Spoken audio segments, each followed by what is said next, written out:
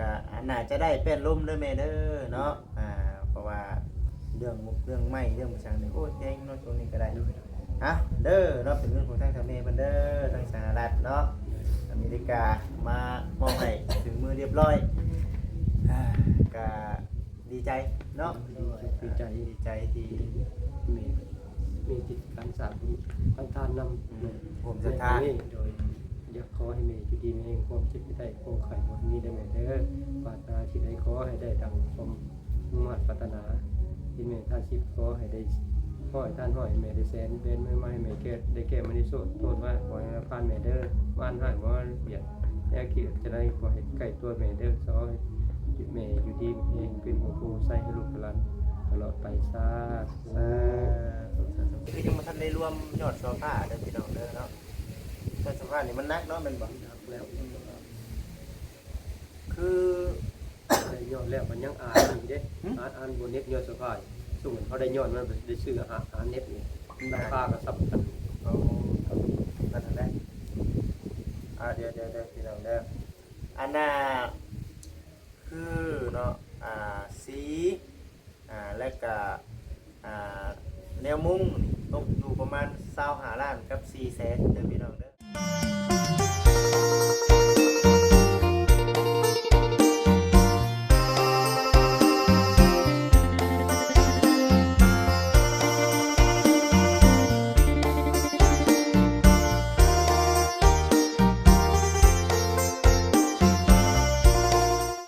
ลมบ่อยคือสีเบิดยามหนาวได้แหละพี่น้องเอ้ยอยู่ทางบ้านเฮาเนาะเริ่มเลทเข้ามาแล้วป่านนี้ก็ได้เอาคนอื่นเด้อพี่น้องเด้อทางบัจิตเองกราบทักทายสบายดีพ่อแม่พี่น้องทุกท่านทางฝั่งลาวฝั่งไทยทั้งต่างประเทศสุขุสุคนพ่อกับบัจิตมื้อนี้พี่น้องเอ้ยเนาะทางบัจิตเองมาหาสร้างแก้วมื้อนี้ก็ได้หลายมื้อหลายวันเนาะบ่ได้มาหาเพิ่นตั้งแต่มือบุญพุ่นแหละไม่ได้มาเพิ่นนั่นพี่น้องเอ้ยก็มีทางแม่เนาะหรือว่าทางผู้หลักผู้ใหญ่ใจดีเพิ่นนั่นแหละที่ว่าเคยมีประสบการณ์กับทางน้องๆเพิ่นฝากเงินฝากคำมาให้บ่จิตแต่ล้นเติบแต่ว่าบ่จิตว่าสิมาให้อยู่ในช่วงนึงเนาะแต่ว่าบ่ได้มาเพราะว่าขึ้นเหนือเกิดจากซ่านในเด้อแม่เด้อเนาะก็ขอไปแม่ได้หลายเมื่อนี้นะทั้งบัจิตเองสิเอาเงินเนาะจำนวน2 ล้านกีบพี่น้องเอ้ยเนาะเอามามอบให้กับทางสร้างแก้วไว้ไปซื้อเครื่องอุปกรณ์สมทบในเรื่องประตูคงวัดทางพระแม่เพิ่นอยากทำบุญเนาะสร้างวัดสร้างว่าพี่น้องเอ้ยเนาะก็ได้ฝากเงินมาให้กับบัจิตนี่แหละเป็นสะพานบุญให้ขอขอบคุณแม่หลายๆได้ไหมเด้อเนาะขอให้อยู่ดีมีแห้งเลยสุขภาพเข้มแข็งอายุมันคนยืนเนาะภาษาพี่น้องเนาะมากับแห้งเฮาเดี๋ยวสิไปหาสังแก้วกันเลยโทรบอกเพิ่นถ่ายอยู่เพื่อนเด้อบ่ซั่นแต่ว่าเพิ่นไปเวียกไปงานมีหยังก่อนพี่น้องเอ้ยเนาะเวียกงานเพิ่นคือหยังช่วงนี้ก็ได้ไปไปเบิ่งไปชมน้ำกันลมบ่อยๆก็อีกสักมื้อพี่น้องเนาะอีกสักมื้อบ่จิตก็ว่าสิได้ขึ้นไปเหนืออีกอยู่ได้สิได้ว่าสิได้ขึ้นไปเหนืออีกอยู่ได้พอดีว่าทีมงานเฮาลุยคือเก่าเนาะพี่น้องเนาะลุยคือเก่าทางทีมงานเฮาเด้อแดดแท้อันนี้เนาะแดดแท้แดดว่าปูทั้งนั้นถ่าจนเงานอนเนาะถ่าจนเงานอนทางนี้เอาสบายดีสบายดีเด้อเป็นจังไดเฮานี่ก็ได้เนาะนี่แหละนั่งเชื่อพี่น้องเอ้ยยันตะลมพัดเนาะตั้งกล้องก่อนพี่น้องเนาะตั้งกล้องก่อนโอ้ยเอาเด้อสบายดีอีกเทื่อเอาไอ้มาเบื่อมื้อนี้ก็ได้จะได้เฮ็ดเวียกหยังซุมื้อนี้ น้อย บ่ เรีย เป็น ก หยัง ก็ ก็ ตรงน้ำ ของน้ำ ไปเรื่อยวัดอยู่ข้างทาง โอ้เห็นอยู่ค่ายทหารน้องใส่หลาน้องถือร้องไปพุ่นเบิด ไปถนนสลับลองหัวสมบัติไว้วัดไปไหน มันเป็นไอไปจะน้องใส่หลาบ่ โอ้ย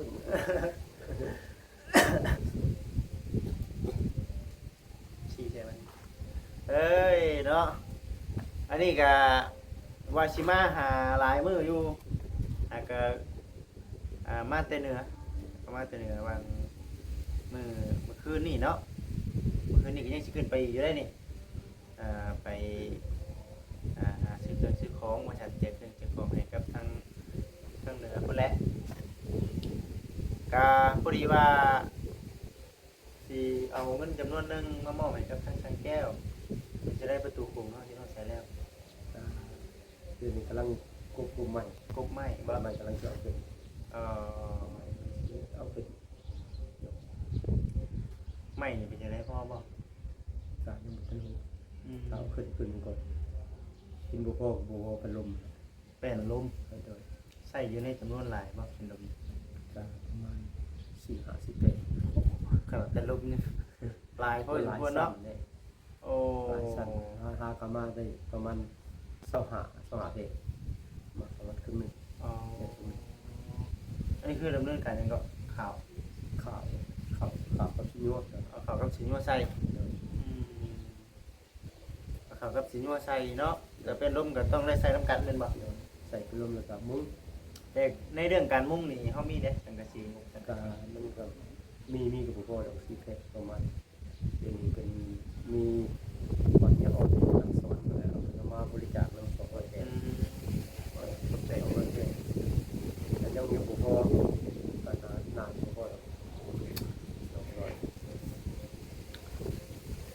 แต่ว่าในเรื่องงบแท้ๆนี่พ่ออย่างหนึงเนี่ยไม่นี่พ่อบ่ไม่ข่าวกับอันน่ะสินวัวนี่พ่อ พอ ไม่เป็นนี่เป็นลมนี่บ่พอ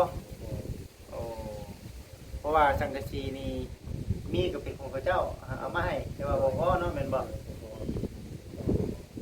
มีเป็ดใครจะพวกไปเลยอยู่ที่มาบริจาคจะเป็นที่เป็นก็ได้เป็นนี่นะตัวเอาเป็นซีแพ็คที่ว่าจะเอาช่างสีเอาซีเลทมันเพราะว่าเปลี่ยนเป็นซีแพ็คเนี่ยอ่อนเป็นเอาซีแพ็คมาเลยสิตามของเพิ่น ตามกันเนาะแสดงว่างุมเฮานี่คุ้งแต่ไม้เนาะ โดย ไม้อันน่ะเป็นลมนี่ก็บ่พอเนาะ โดย พอดีได้สิเอาเงินตัวของทางแม่ที่ว่าเพิ่นเฮ็ดเฮือนที่สร้างให้น้องๆนี่แหละเพิ่นก็เลยว่าอยากร่วมทำบุญสร้างวัดสร้างว่าน้ำแร่ประตูโค้งว่าซั่นน่ะนะก็เลยสิมามอบให้ว่าซั่นก็เป็นจังได๋ซะในเรื่องการเฮ็ดบุญวังที่แล้วนี่สรุปประมวลผลได้เท่าไหร่ ก็ได้ประมาณ3ล้าน ได้ ล้าน 23ล้าน โดย อ๋อ สิไปใส่ซื้อซีแพ็คนั่นแหละเข้ามาเพิ่มแล้วก็สิเป็นข่าวเรียบร้อยก่อนที่สิได้จัดเป็นที่เป็นซื้อเข้ามาอยู่ โอ้ รวมก็ได้ แต่ว่าตอนนี้เฮาออกจากชวนแล้วท่านเรื่องเงินโตซะ3ล้านนะ ยัง ยังไม่ได้ออกบ่โอ้ก็ สั่งมากันเลยได้เอาวันแรกคือคอยหลายๆทุกคนกำลัง กระถูกกระชังนะพ่อ คอยลงทีเดียวแรกเลยบางๆไปนำสกอน มาจะมาสบายดีน้องสบายดีอันนี้ใกล้ๆนี่ก็ได้อยู่ทางได้เห็นน้ำกันเป็นไข่ดิเนาะ บอยคนอยู่ดีเพื่อ อากาศ เปลี่ยน มันเปลี่ยนไวเนาะบ่สบายพี่น้องเลยเนาะอยู่ท้องก็ได้แสดงว่าคืองบปัจจุบันนี้เนี่ยยังอยู่3ล้านอยู่บัดนี้น่ะเข้ามาบ่มีงบตัวพระผู้ใหญ่เพิ่นช่วยเฮาก็เอางบตัวนั้นมาซื้อเป็นลมไป โดยคือว่าเป็นจะซ้ำทันบ่เลยเข้าแต่บรรยากาศเนี่ยเป็นแบบแยกออกปัดบ่หน่อยเนาะ ปั่นบ่ ปั่นกัน ปั่นกันได้เป็น10ขนาดคือเรื่องนี้นะ เอาแบบนี้เนาะ โดยเพราะเนี่ยเพราะว่า2วัดเฮ็ดพร้อมกันวัดว่าน้อยก็อยากจะเฮ็ดวัดไม่อยากจะเฮ็ดหรือเพิ่นอย่าพูดแต่ละองค์เพิ่นกำลังแข่งกันเฮ็ดเพิ่นบอก ว่าการแข่งขันกันวัดวันนี้วัดบ้านหนึ่งมันมี2วัดนี่วัดบ้านนอกวัดในมันเลยแข่งกันเฮ็ด วันนั้นก็แบ่งกันให้เท่ากันเนาะ เท่ากัน เอาปุติสั่นแต่ว่าพระผู้ใหญ่เพิ่น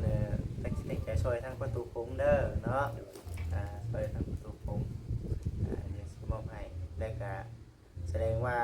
นี่งบอยู่ในส่วนวัดตัวนั่นน่ะมันจะอยู่ใน10เนาะ10ไปล้านเนาะ ไปละ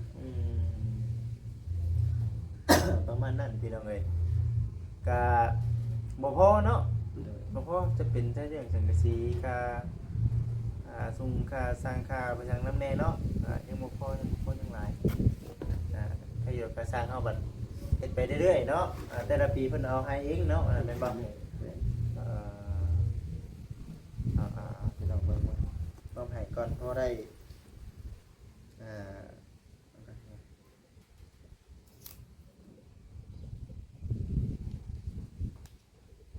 จะครบไหมพี่น้องเอ้ย อันนี้นะเป็นเงินจำนวน2 ล้านเด้อ2 ล้านเป็นเงินของทางพ่อแม่น้องไปท่องเลยพ่อแม่ที่เฮ็ดเงินเฮ็ดชาติให้เติมต้นตั้งแต่น้องเฮือนน้องแล้วก็เฮือนน้องเสยหลาแหละฝากมาอยากทำร่วมทำบุญนำในเรื่องการเฮ็ดประตูโค้งวัดเนาะบ้านยังก็ บ้านพุทธสว่าง คนสว่างเนาะ วัดบุญเรื่องบ้านพุทธสว่าง อันนี้เป็นแบบนี้เนาะเปิดก็เลยบอกว่าเอาไปสมทบซอยชื่ออย่างก็ชื่อเป็นลมมาสมมติว่าบ่อยากจบตัวนั้นเนาะ2 ล้านนี่เจ้าพอเอาในความเป็นจริง น่าจะพออยู่ น่าจะพอเนาะเป็นลมเนาะก็น่าจะได้เป็นลมเด้อแม่เด้อเนาะเพราะว่าเรื่องไม้เรื่องประชังนี่โอ้แพงเนาะตรงนี้ก็ได้เด้อเนาะเป็นเรื่องของทางทางแม่เพิ่นเด้อทางสหรัฐเนาะอเมริกามามอบให้ถึงมือเรียบร้อยก็ดีใจเนาะดีใจที่มีจิตการสร้างตั้งทานนำผมศรัทธาโดยอยากขอให้แม่อยู่ดีมีความเจ็บไม่ได้ความไข้บ่มีได้แม่เด้อปรารถนาที่ใดขอให้ได้ดังสมมุ่งมั่นปรารถนาที่แม่ท่านชิพขอให้ได้ห้อยท่านห้อยแม่ได้แสนเป็นไม่แม่แก่ได้แก่มณิโสโทษว่าขอให้ผ่านแม่เด้อบ้านหายบ่เบียดแย่คิดจะได้ขอให้ใกล้ตัวแม่เด้อซอยแม่อยู่ดีเองเป็นหัวผู้ใส่ให้ลูกหลานตลอดไปซะสาธุอยู่ดีมีแฮงเด้อแม่เด้อเนาะก็วันนี้ในเรื่องเฮือนชานั้นเป็นเฮานี่ก็เบิดแล้วเนาะเบิดแล้วในเรื่องเวียกอยู่ในเฮือนนี่นะที่เราเลยเบิดจังไงแล้วมีแต่บุกออกไปข้างนอกบัดนี้เนาะเบิดเวียกนั่นก็ยังบ่จักบ่บัดยังมันฮู้ว่าสิมาไปไหน กันฮู้ว่าสิมาไปได้เนาะ การสิพาไปบุกในวัดแหละบุกในวัดน้ำพร้อมติแบ่งกันเนาะแบ่งกันในวัดในว่าน้ำพร้อมสมมุติว่ามีงานอยู่ในแถวนี้ก็มีการก่อสร้างที่ก็เฮาก็สิแบ่งกันบ่ดึงมาดึงกันมาเนาะดีแล้วสักทีเราเลยลมพัดเนาะลมร่วงมาเด้อเย็นเนาะอยู่นี่เนาะก็เถอะบอกให้ทักแล้วได้23 ล้านแต่ว่าแบ่งกันเนาะแบ่งกันอยู่ในวัดแต่เจ้าเลยกะเอาเป็นตัวเลขเลยสมมุติว่าบ่ให้เว้าค่าสร้างกะว่าประมาณเท่าใดแล้วสำเร็จชิ้นมีสีบ่บ่นี่น่ะก็น่าจะมีสียังเป็นสียังคือสีเท่าใหม่นะสีแรกนี่โดยสีแพ็คนี่ประมาณขึ้นประมาณ 1,200 แผ่นนะก็ได้200นี่แล้วประมาณ1,200 แผ่นนี่มันราคาเท่าไหร่1,200 แผ่นที่ชื่ออะไรชื่อเป็นตัวติดตามบ่ฮู้ราคาเนี่ยสีแพ็คมันสีรุ่นสีแดงมันสีแดงออกสีแดงหมูตีราคารวมนี่บ่ได้ติไล่เข้าไล่เอาเข้าเลยไล่เป็น 18,000 บ่18เอาเช้าแล้วเปียกเช้ามันนั่นน่ะเช้า 1,200 เพิ่นบ่ก็ได้200คูณ 1,000 ด้วยคูณ 1,000 แผ่นคูณ 1,000 แผ่นบ่ได้200เลยติโดยโอ้แพงเด้เนาะ20 ล้านบ่ได้เนาะ เป็นบ่หน่วย10หน่วยมันจิตอะไรสิบวันแต่รู้แม่นนะมั้งเนาะ คุณชิเมะ น่าจะแม่นได้เนาะ น่าจะเป็น ชาวล้านคนนี้นี่ ต้องสำนัก โอ้บ่ธรรมดา ชาวหลาน ตีข้าวอันมุ้งนี่เช้าเนาะ โดย มันก็อันยึดมันบ่เอานอนหรือว่าเอาหยัง น็อตเพิ่น มากับมัน ส่วนลายเพิ่นจะใส่น็อตแต่ทั้งลูกกับทั้งขาราคาตัวกลางจะเอาลวดมา เขาชื่อบ่หรือว่าหยังไง ซื้อเอาเลย ชื่อต่างบ่นี่ โดยซื้อทาง เบิ้นไปประมาณจัก จักล้านบัด เพิ่นส่งล้าน บวกใช้ชะซะ2ล้านเนาะ โดย อ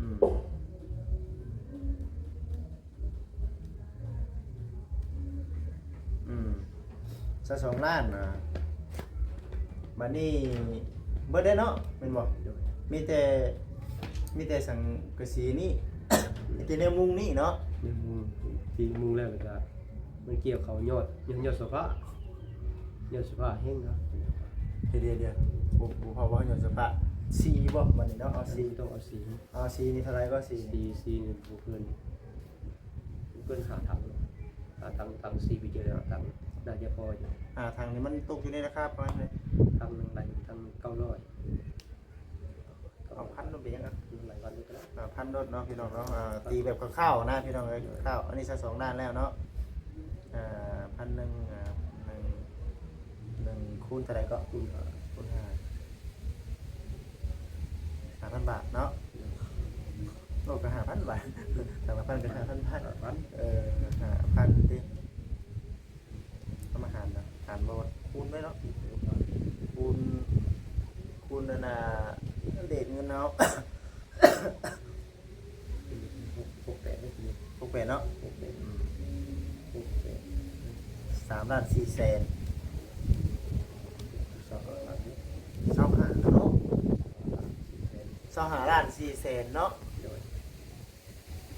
อันนี้คือบ่ให้อันนี้คือยังบ่ทันได้รวมยอดโซฟาเด้อพี่น้องเด้อเนาะแต่โซฟานี่มันหนักเนาะแม่นบ่ แล้ว คือ ได้ยอดแล้วมันยังอ่านอยู่เด้อ่านบนเน็ตยอดสภาพสู้เหมือนเขาได้ยอดมันได้ซื้ออาหารเน็ตนี่ราคาก็สำคัญ เอานั่นแหละเดี๋ยวพี่น้องเด้ออันน่ะคือเนาะสีและก็แนวมุ้งตกอยู่ประมาณ25ล้านกับ4แสนเด้อพี่น้องเด้อเนาะแต่ว่าในเรื่องยอดโซฟาเนาะบัดนี้เนาะถ้าหากว่ามันบ่สร้างได้ผู้รักผู้ใหญ่เพิ่นอยากทำเป็นเจ้าภาพเนาะก็มีหลายแบบเนาะ ต้องมีผู้ใดเห็นว่าสิจับโจมผู้เดียวมันหลายคนผมกันยอดสภาพ แม่น กับหัวหน้าอบรม แต่ว่าเรื่องยอดโซฟาเนี่ยมันเท่าไหร่ก็ยอดโซฟาก็ถามเบิ่งข้างในบ่อ ก็ ได้ ถามมาแล้วถาม ถามอะไร ถามเนี่ยขนาดมันมีตัวน้อย2,500ตัวกลาง3,000 3,500นะมันมีเอาต้องเอาขนาดกลางแต่ยอด1 3,000ไล่รู้แล้วเก่ายอดมันก็ตก30,000แต่ทั้งอ่านมันก็ตกอย่างละ50,000หนักเล็ก โน้ นะครับ เรื่องว่าพี่น้องเลยเนาะอันนี้มันก็ อ่านบนเน็ตยอดโซฟาทำไปจริงคนไลน์คนที่เข้าใจแต่บนเขาเน็ตยอดโซฟาใส่เป็นเหล็กเป็นปูนได้เป็นเหล็กข่าวตามราคาละราคายอดเหล็ก อันนี้คือผู้เป็นเคยเห็นเจ้าภาพอยู่ในวัดในว่าเพิ่นก็คือสิเข้าใจอยู่ดอกพี่น้องเลยเนาะถ้าว่าผู้รับผู้ใหญ่เพิ่นได้นั่งฟังอยู่เนาะโอเคได้เนาะเพลงอยู่พี่น้อง เกือบที่สองราคา แต่ว่าเท่าไรเห็นแล้วพี่น้องเด้อเนาะเท่าไรเห็นแล้วในเรื่องมันเดวกันตกอยู่ในประมาณ20 กว่าล้านนี่แหละพี่น้องเลยเนาะ20 กว่าล้านที่สำเร็จมันสำเร็จก็ดีเนาะแต่ว่าในเรื่องค่าสร้างนี่เขาเอาแบบไหนก็ค่าสร้างนี่คือสร้างแก้วเองเนาะเขาได้ให้ปีเท่าไรก็ ขนาดนี้ยิ่งตามเพิ่น เป็นดุมกันเก็บเงินงอแล้วมันจะ43 ล้าน43 ล้านสิคอยจะย่อยต่อไปคือว่าจะเก็บเงินเข้าไปคือเลิกไปมัน ในนี้ได้จักส่วนได้ครับ บ่ได้ส่วนบ้างนะครับเพราะว่ามันยังแน่เบิ่งว่าท่านได้เวียกต่อว่าท่านได้หลายเอาก็บ่ได้ใส่เป็นอันคนนอกนะมันใส่จะเป็นลูกหลานเอาเองเฮ็ดเองนะ แสดงว่าบ้านนี่เป็นที่สร้างเนาะ โดย ค่ะอันนั้นเฮาก็มันยังอยู่ตัวอยู่เนาะทางวัดทางว่าทางบ้านทางเมืองสารือกันโอเคในฮู้ที่เราเลยเนาะแบบว่าบอกกันต้องปรองดองกันแล้วแต่นี่ก็แบบยิงตามเนาะยิงตามว่าเฮาเฮ็ดบุญนั่นบุญนี้ได้สำใดก็เฮาก็มีแบ่งมาส่วนช้างเนาะ วิธีเด็กมานำ คือช้างนี่ยังดีได้ที่ว่าเป็นช้างบ้านเฮาเองนี่ได้หากช้างบ้านอื่นนี่บ่ได้เงินเขาก็บ่อยากเฮ็ดเนาะเอาคนสิไปยังเขาเนี่ยขากับเขากับปลาเด้ แม่ อันนี้ก็ใส่ยว่าเล่นมาบุตอนนั้นผมมีอาหารก็เล่นมากินกันตัวเอง ยังโชคดีพี่น้องเนาะที่ว่าทั้งสังแก้วเราทำงานเรื่องที่ประตูขุงชั้นแม่นแบบว่าบ่มีเงินข่อยบ่ไปเฮ็ดนี่ก็แพงเนาะอันนี้บัดเฮาอยากเฮ็ดแน่พี่น้องอยากเฮ็ดให้กับบ้านนำแน่บัดเรื่องเงินเรื่องคำก็เฮาก็อยากได้แต่ว่าเนาะก็คิดเห็นเนาะคือเห็นว่าบ้านเฮาก็บ่มีเนาะคันสิว่าจะข่อยอยากได้ค่าสร้างก่อนบัดบ่มีเงินซื้ออุปกรณ์บัดนี้เนาะ แห้งเตะเวียกูไป เท่านั้นแหละ เล็กตะปูก็ยังมือหน่อยได้สิตะปู กูว่าตะปูนี่เขาซื้อเองว่าตะปู ทั้งเป็นแล้วเสือบ้านแล้ว จังหวัดซื้อให้ มันเดี๋ยวเขา10เกียรอะไรจับตก โอ้ย วันนี้ตกลุงชีเพ็กเนาะเศร้าเส้นตกมีแต่เศร้ากว่าเส้นครึ่งหนึ่งตกก็ลุงตก คือว่าเอ้าเนาะเพลงอยู่พี่น้องเนาะเพลงอยู่แต่ละอย่างนะพี่น้องเด้อเนาะแต่เบิ่งอิงตามหน้างานมันเนาะแต่ว่าก็โชคดีอยู่แหละในเรื่องวันเรื่องว่าทั้งทางแก้วเพิ่นก็บ่ได้เร่งรัดปานใดในเรื่องค่าสร้างพี่น้องเอ้ยเนาะแต่จริงก็ถ้าว่ามีก็อยากได้อยู่เลยเนาะ ได้เลย เพราะว่ามัน ไปเรียนน้ำกันมัด เพราะว่าหนึ่งคือว่าเดี๋ยวเฮากับครอบครัวเด้เฮาก็เฮ็ดนั่นเฮ็ดนี่เฮาก็ซื้อนั่นซื้อนี่มานำครอบนำครัวซื้ออยู่สิกินนำครอบนำครัวแน่ในเมื่อมันบ่ได้ก็จำเป็นแหละเฮ็ดได้ซั่นทั้งสิดีก็คันมันแล้วก็ดีเนาะแม่นบ่สมมุติว่ามันมีแล้วเนาะ10ล้านเอาตีเข้าว่าอยู่เพิ่น10ล้านซะเนาะก็ยังอีกประมาณ10กว่าล้านเนาะแม่นเนาะ25ล้านปลายยังประมาณ10กว่าล้านพี่น้องเอ้ยประมาณ15ไปเนาะ15 16ซะเนาะเฮาก็สิได้เปเลยก็บ่จังว่าอันนี้คือราคาคร่าวๆเด้อพี่น้องเด้อเนาะยังบ่ได้ว่าเปเราได้เนาะเรื่องที่จะว่าเอาฝากว่าขออนุญาตนำพี่น้องเนาะมีงบแต่ซำนี้เนาะบัดเอามาฮอด10กว่าล้านบัดคือบ่พอบ่จังนะย่านว่ามันเนาะอันนี้คือเฮาได้แบบคร่าวๆไว้พี่น้องเด้อเนาะได้แบบคร่าวๆไว้ แต่ว่าเบิ่งไปนำกันเรื่องวัดเรื่องว่าก็ผู้ใดก็อยากเฮ็ดนี่แหละพี่น้องเนาะได้บุญได้ศีลคือว่าแหละมันหักกำลังเฮานี่นะเนาะกำลังเงินในถุงเฮานี่นะพี่น้องเอ้ยมีเฮาก็อยากช่วยอยู่คือว่าเนี่ยคนหลายๆคนกราบไหว้เนาะเข้าไปในวัดได้ว่าคือว่าบุญใจได้ใดได้นึงว่าซั่นบ้านใดบ่มีวัดคือว่าแปลกๆได้เนาะคือว่าศาสนาคือเฮานี้นะแต่ละศาสนาก็บ่คือกันพี่น้องเอ้ยเนาะก็อยู่คนละแบบนั่นแหละก็ดีคือกันเนาะมันได้จะมีแต่ว่ามันเงียบเหงาเนาะเงียบเหงาแห้งก็ดีอย่างนี้ให้น้องอยู่ท้องเฮ็ดอยู่เนาะมันจังพากันคึกคืนอยู่เนาะนอกจากว่ามีเงินมีคำเห็นเพื่อนน้องถือทองเนาะมันจังคึกคืนเนาะเอาฉันนุ้ยน้ำมือแล้วเนาะน้ำมือแหละคุณแรกฉันมีแต่ว่าชีได้ออกไปเรียกโตได้สังเกตเด้อมีแต่ว่า เบิ่งเนาะว่าอันใดชื่ออันใดก็ต้องชนะทางคิดนํเนาะทางบ่คิดแล้วก็ทางสามีก็สิคอยเบิ่งคือกันเนาะว่าที่ทอดกันตอนใดแล้วเดี๋ยววันต่อมาพี่น้องเนาะไปติดตามไปสมมึงไปนํกันพี่น้องเอ้ยเอาสำหรับคลิปนี้ขอลาพี่และน้องไปก่อนเด้อเนาะสบายดีอยู่ดีมีแฮงเด้อแม่เด้อเนาะบุญคำนำสู่สาธุ